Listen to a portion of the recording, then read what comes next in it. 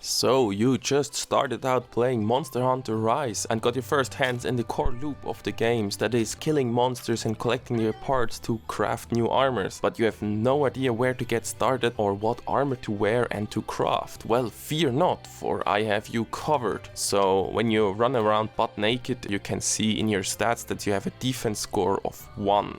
That means even if we don the weakest armor in the game, the one we actually start with, Kamamura armor, we will see that our defense goes up by 5 points, as every armor in the game has a defense value associated with it. Now, the very first armors you unlock all have very small defense ratings. You start out with the Kamamura armor. It actually has very decent skills for survival and a little bit for damage.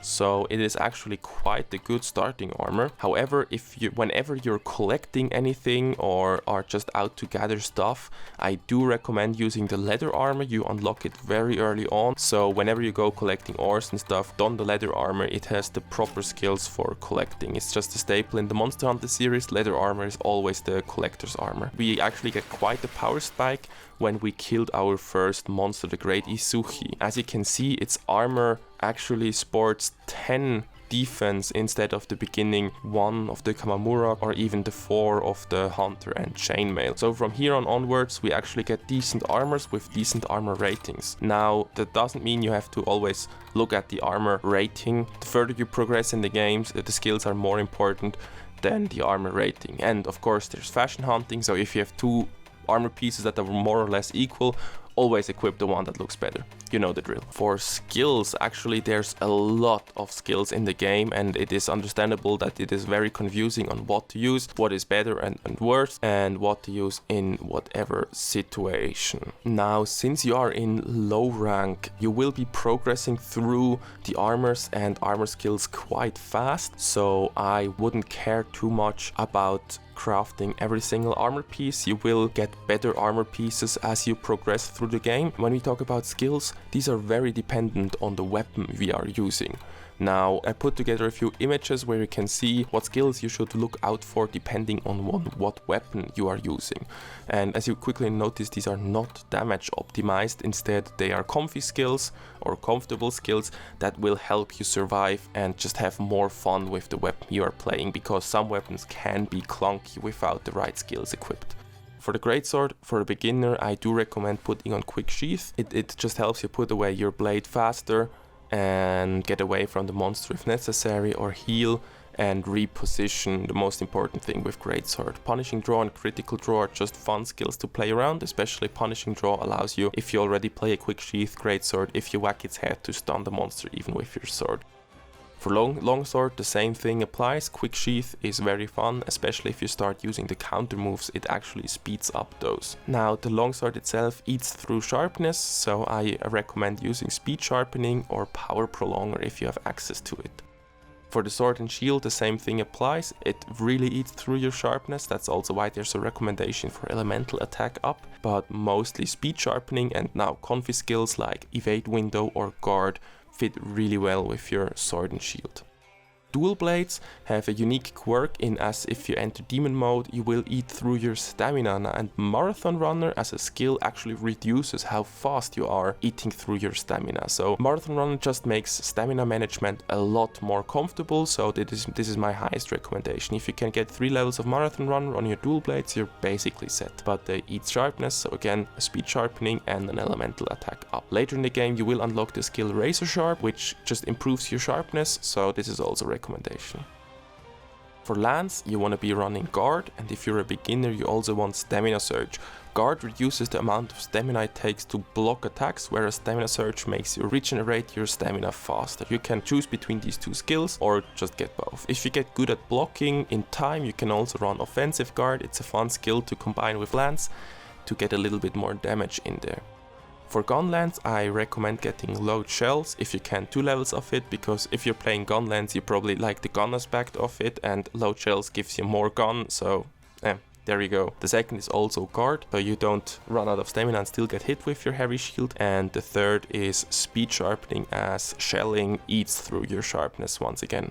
With hammer, I recommend getting Slugger. That just makes your hammer do more stunning stuff, which is why you probably play hammer and what's the fun part of it. And as a backup skill, Marathon Runner, because the charge attack of the hammer once again eats through your stamina, and Marathon Runner prevents or reduces the stamina cost of stuff. Stamina Thief isn't as important on hammer, but is still usable, so it gets a recommendation if you find a sweet armor piece that just happens to have the skill. Hunting Horn, on the other hand, does a lot more exhaustion damage, so Stamina Thief makes more sense on the Hunting Horn, but it also gets a recommendation for Slugger. Whereas the most important skill is Horn Maestro, an exclusive skill for Hunting Horn that just makes your horn do better horn stuff, so this is pretty much a must-have skill for every horn main.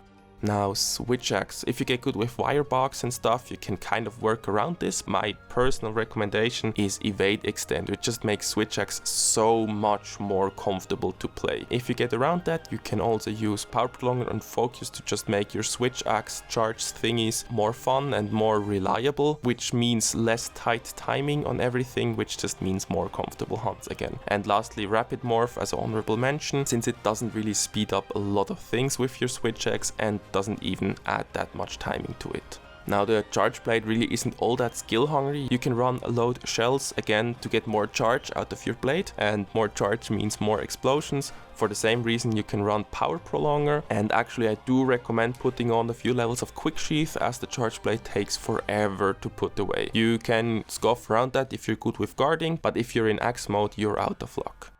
Now for the Insect Glaive, I would only recommend running Power Prolonger to keep your Kinsect extract longer. Since your jumping stuff eats through stamina, you want to get some Stamina Surge to get that stamina back faster. Jump Master so you don't get hit out of your jumps, and Constitution again so you can stay longer in the air. Longer airtime means more fun. And the last one is Bow, and for me, for Bow, Constitution and or Stamina Surge are absolutely necessary, since you will be at 0 stamina all the time when shooting bows. And here again is a very fast hitting weapon, so I do really recommend getting Elemental Attack up if you can fit it on your build, but prioritize the orange skills, Constitution and Stamina Surge.